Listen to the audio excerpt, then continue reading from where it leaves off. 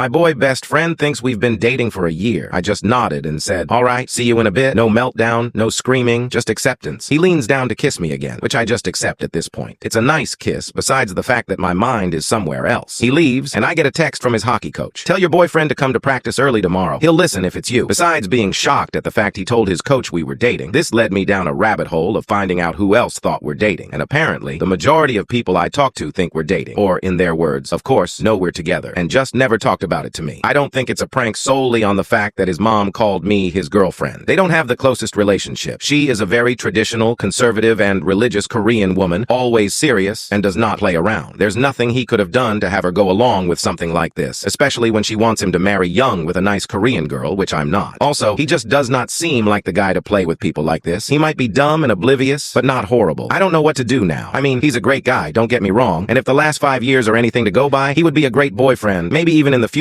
a husband, but I've never looked at him that way, so I can't say I love him. When this occurred, it was like the glass shattered, and I saw how differently he looked at me, how he talked and acted, stuff that never changed since the beginning, but for some reason I've never noticed. I can't sit here and pretend I love him like that. I wasn't thinking about him in that sense all this time, but on the other side, I don't want to hurt him. He clearly thinks we've been together for that long, so he has to have strong feelings for me, and I don't want to step on them and scar him like that. I can't just keep dating him though, something that I've apparently been doing for a year. I could learn to love him eventually. It wouldn't take much, to be honest, but it wouldn't be fair to him or me. In my defense, who dates someone and just does not ask them about it? If the roles were reversed, and a year ago something happened where I was like, shit, I love him, this was probably a date. We're probably dating right now. I would have confirmed with him, or at the very least, said something for the following year. Not only at the 1 year mark. I just don't know what to do. I'm scared and angry, disappointed in myself for not recognizing the situation sooner. Feel like I'm stuck between a sword and a wall. Last thing I want is to hurt him, but I also don't want to lie to him. How should I go on about this with him? Update. Turns out he's just dumb and sad, or maybe crazy and psychotic. I did give him way too much benefit of the doubt. I brought it up to my psychiatrist, showed her the Reddit post I made, a few of the messages I've received, and she basically had the attitude of, hey, remember that great guy? Well, he's a piece of shit now. So let's learn about moving on and figure out a way to break it off. I decided that we should meet up in a public space. Before his practice, I sent him a text and asked yet if he wanted to meet up at a coffee shop we both know. He called, said yes, and you sound serious. Should I be worried? To which I said, honestly, yes, you should. He told me to stop joking and then went on to his practice. Fast forward a couple hours, I'm sitting there, and he comes in, sits in front of me, and thanks me for the food I ordered for him. We start eating. I'm a nervous wreck, and he realizes, which led to him asking, are you really okay? You didn't seem good a while ago, and from what you said, I'm actually worried now. So I lay it out on him. I ask him why he thinks we're dating, why does everyone else, and what led to him thinking that. Now, he's just quiet, and I'm just looking at him not saying anything. Stuff after this is a bit fuzzy, because I just wanted to cry. This next shit came very out of the blue for me as well. It's just weird looking back on it. He said something like, I didn't really think we could actually date if I asked you up front. To which I said, that's how relationships usually work though, you ask. To which led him on a tangent about women in general. Opinions that he shared with me and said to my eyes with no regret. What I saw in front of me was no longer my best friend of 5 years. It was a boy who grew up to be a man, and to have a very damaging idea of women, stuff that I could assign to immaturity. But he had nicer things to say when he was 14 than what he told me now. I just interrupted him and asked what led him to think about women this way. Since he never let his family, most predominantly his mother, I don't think even the most conservative women in the world would say what he said, but his mother still has some not so nice beliefs about women, influence him into these antiquated ideas. He was quiet for a while, and that did give me some pity until he opened that mouth of his again. You know, there's these podcasts that let me know everything I needed to. He starts arguing and yelling that it's not him, but that they know what's right and wrong, how things should be, and to be honest, I'm not really listening to him at this point. I just want to get out of there and cry. I'm listening, but nothing is registering. Some of the milder things he started yelling are about women and our relationship with food, and how we should have a limited amount, how we're so vulnerable and emotional, ready to blame men for everything, and how we start yelling at every minute inconvenience, which is funny in hindsight, how menstrual stuff was a hoax, and that I was no doubt lying when I couldn't walk from my period pains because I wanted his attention, and that no girl can possibly feel a greater pain than a man. He also said that when we were talking about his classes, he's in mechanical engineering and it was something to do with car parts. It was not cute and sweet of me, let alone women in general, to act dumb and pretend I'm clueless, because that does not make me more appealing. I genuinely don't know how a car works, my bad. I tell him that if this is all a big joke, it's not funny. He interrupts me and talks about how he listens to these men but doesn't tell anyone, because he knows I and our friends wouldn't agree. Tells me I'm not a perfect woman, whatever that means, but that he would still like to date me, but couldn't tell me because I'd say no and ruin his fantasy. I'm crying now, and people are noticing, so I just want to get out of there immediately. I tell him something along the lines of, you're so stupid. You genuinely could have dated me if only you had asked. You could have had everything, but you started listening to opinions of guys who have nothing. How sad can you be to pull a stunt like this instead of asking like a normal person? He starts yelling that I'm wrong, and they know what is right, starting a whole rant that I don't have the strength to listen to. I stand up, start walking, and he grabs my arm. More people are staring. I tell him to let go, and he only does when I threaten to call the police. I left telling him to never speak to me again. I am now home. I've blocked him on everything and told some friends what happened. They were all shocked by how he acted and what he said. One guy did tell me he was always easy to influence, though. I asked why they thought we were dating, and they told me it was how we acted like a couple. I guess that one is on me, combined with the fact that he told them yes when they asked, and since the behavior checked out, they just never thought to talk about it with me. I'm not responding to any of them right now. To be honest, I'm moving cities in a few months with my family. I used to cry about it nonstop because I'd have to leave all my friends here, including him,